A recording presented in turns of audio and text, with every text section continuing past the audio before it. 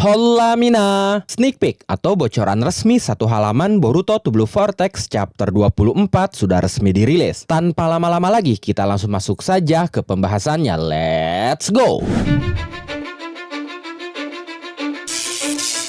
Cause I don't give a fuck what you say. Yeah, I'ma do shit my way. So you can go kick rocks, I'ma stack bricks up, build what I want to make. Yo, I got a lot of shit to say, so I'ma do this every day. I'll be writing things until I'm fucking buried in my grave. 6 feet deep under, but my body won't decay.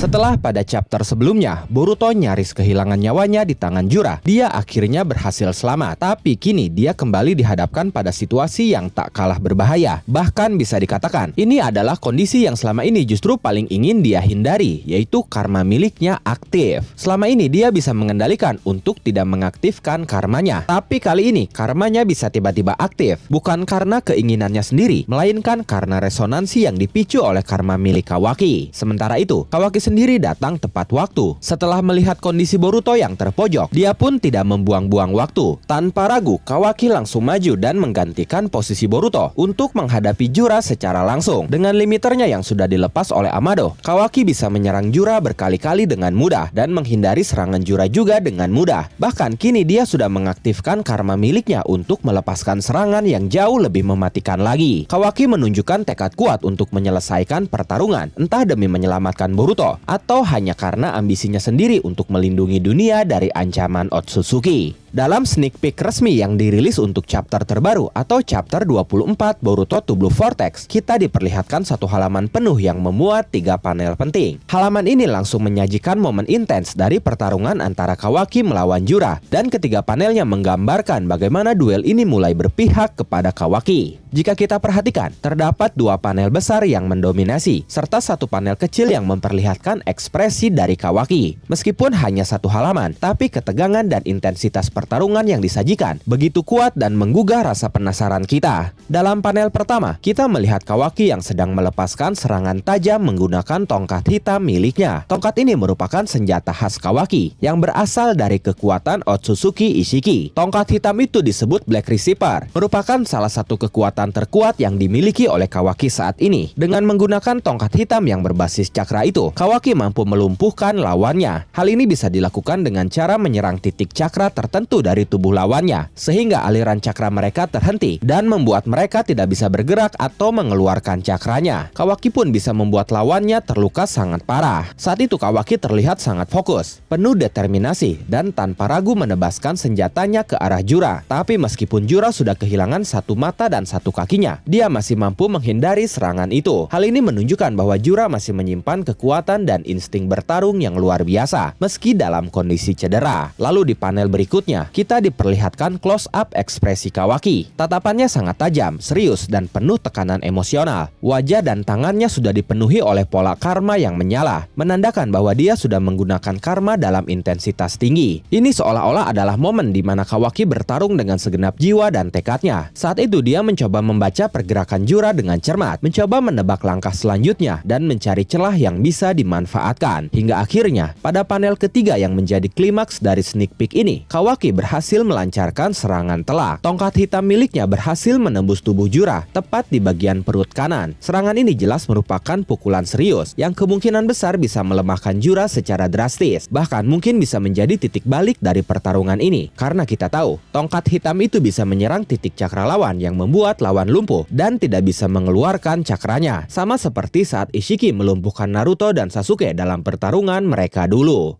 Momen dalam pertarungannya melawan Jura kali ini sangat penting, karena untuk pertama kalinya kita melihat Kawaki benar-benar unggul dalam pertarungan 1 lawan 1 dengan musuh sekelas Jura. Dan lebih dari itu, momen keunggulan ini walaupun masih sementara, tapi akan menciptakan peluang menang yang cukup besar, dan peluang itu tentunya akan mengubah takdir buruk yang sudah berjalan selama ini, terutama bagi Boruto yang sudah Kashin Koji lihat dan pastikan akan mati di tangan Jura. Pertanyaannya sekarang adalah, apakah di momen ini Kawaki benar-benar akan berhasil mengalahkan Jura? Apakah ini akan menjadi akhir dari eksistensi sang Shinju tercerdas? Sekilas, melihat Kawaki yang saat ini berada di atas angin dan berhasil menembus tubuh Jura dengan serangan langsung, tentu kita tergiring untuk berpikir bahwa pertarungan ini akan segera berakhir. Tentunya dengan kemenangan mutlak dari Kawaki. Tapi jika kita melihat lebih dalam, faktanya tidak sesederhana itu. Meskipun Kawaki memang unggul dalam duel ini, baik dari sisi teknik maupun momentum, tapi terlalu cepat dan terlalu dini untuk mengatakan bahwa Jura akan dikalahkan secara total. Bahkan untuk sekedar menyimpulkan bahwa Jura akan musnah di sini, itu terasa seperti pernyataan yang terburu-buru. Kenapa? Karena Jura bukan Shinju biasa. Dia adalah pemimpin tertinggi para Shinju, entitas yang terlahir dari kekuatan Jubi. Jura bukan hanya kuat dalam hal kekuatan fisik dan cakra, tapi dia pun adalah Shinju yang mampu berpikir dan belajar dengan cepat, hampir seperti manusia atau bahkan melebihi manusia. Dia bisa meniru, mengadaptasi, dan mengevolusi dirinya dari setiap pertarungan yang dia alami. Jika Jura benar-benar dikalahkan sekarang, maka seluruh eksistensi Shinju sebagai ancaman utama akan runtuh. Para Shinju lainnya yang kini mulai menyebar dan berkembang, pada dasarnya masih sangat tergantung pada Jura, baik secara taktis maupun secara spiritual. Tanpa pemimpin, mereka akan seperti anak-anak kecil yang kehilangan orang tuanya. Mereka akan bingung, tanpa arah, dan mudah dihancurkan baik secara psikis maupun psikologis. Artinya, mengalahkan Jura saat ini justru akan mengakhiri terlalu banyak potensi konflik di masa depan. Dan itu bukan pola yang biasa dilakukan dalam cerita panjang seperti Boruto. Jadi kesimpulannya, Jura belum akan kalah di sini. Kemungkinan besar dia akan selamat dari pertarungannya melawan Kawaki. Lalu pertanyaan selanjutnya adalah, bagaimana caranya Jura bisa selamat? Kondisi Jura saat ini memang sangat berat. Dia sudah kehilangan satu mata Rinnegan dan satu kakinya. Dan sejauh yang kita lihat, tidak ada indikasi bahwa tubuhnya bisa langsung melakukan regenerasi secara instan. Bahkan dengan level kekuatannya yang luar biasa, kerusakan ini membuat Jura sangat rentan. Di sisi lain, Kawaki justru semakin kuat, karmanya semakin stabil, dan kekuatan penyerangannya semakin bertambah. Gaya bertarung Kawaki kini jauh berbeda dari pertemuan mereka sebelumnya. Dia lebih cepat, lebih terarah, dan lebih mematikan. Bahkan sampai titik ini, Kawaki belum menunjukkan wujud transformasi penuhnya. Dia belum mengeluarkan seluruh kekuatan karmanya. Bahkan tanduk khas Otsutsuki yang biasanya muncul saat transformasi penuh pun belum terlihat. Artinya, apa yang kita lihat saat ini mungkin baru sebagian kecil dari kekuatan sejatinya. Dalam pertemuan sebelumnya, Jura mungkin bisa dengan mudah membaca dan mengalahkan Kawaki tanpa mengeluarkan kekuatan penuh. Tapi sekarang, Jura benar-benar berada dalam ketidaktahuan. Dia belum memahami sepenuhnya kemampuan baru Kawaki, baik dari segi taktik maupun potensi penuh karmanya. Dan seperti yang kita tahu, musuh yang tidak kamu pahami adalah musuh yang paling berbahaya. Maka satu-satunya cara paling logis bagi Jura untuk tetap hidup adalah dengan mundur secara strategis. Bukan karena dia pengecut, tapi karena dia cerdas. Jura tahu pertarungan ini tidak bisa dia menangkan dalam kondisi tubuhnya yang rusak parah. Ditambah dengan informasi yang belum lengkap tentang kekuatan lawan, dia membutuhkan waktu. Waktu untuk meregenerasi mata Rinnegan dan kakinya, yang tentunya hanya bisa dilakukan di markasnya. Lalu dia pun butuh waktu untuk menganalisa kekuatan baru Kawaki. Dan yang paling penting, dia butuh waktu untuk menyusun rencana baru berdasarkan perubahan besar dalam peta kekuatan kedua belah pihak saat ini. Kita pun tidak boleh lupa, Jura kehilangan dua tangan kanannya, yaitu Matsuri dan Ryu, dua anggota Shinju yang sebelumnya menjadi bagian penting dari strateginya. Dengan kehilangan mereka berdua, ini berarti struktur komando Shinju sudah terganggu. Jura sekarang harus menata ulang susunan pasukannya, mengevaluasi kelemahan sistemnya, dan menyesuaikan strategi besar berikutnya. Dan untuk semua itu, mundur adalah keputusan terbaik, bahkan mungkin satu-satunya cara untuk bertahan. Bukan tidak mungkin Jura akan kembali dengan bentuk yang lebih kuat, dengan kemampuan penyembuhan yang lebih sempurna, dengan pasukan yang lebih kuat, atau menciptakan bentuk evolusi baru sebagai respon atas kekalahan yang nyaris menimpanya kali ini. Tapi bagaimana menurut kalian?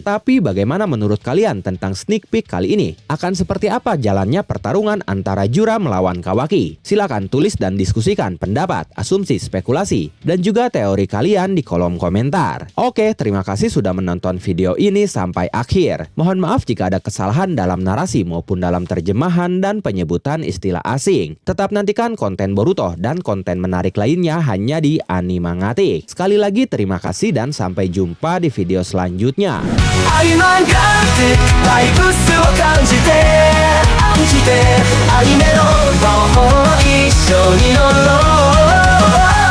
Mangaのページがめくれていき人旅に参加私たちと共に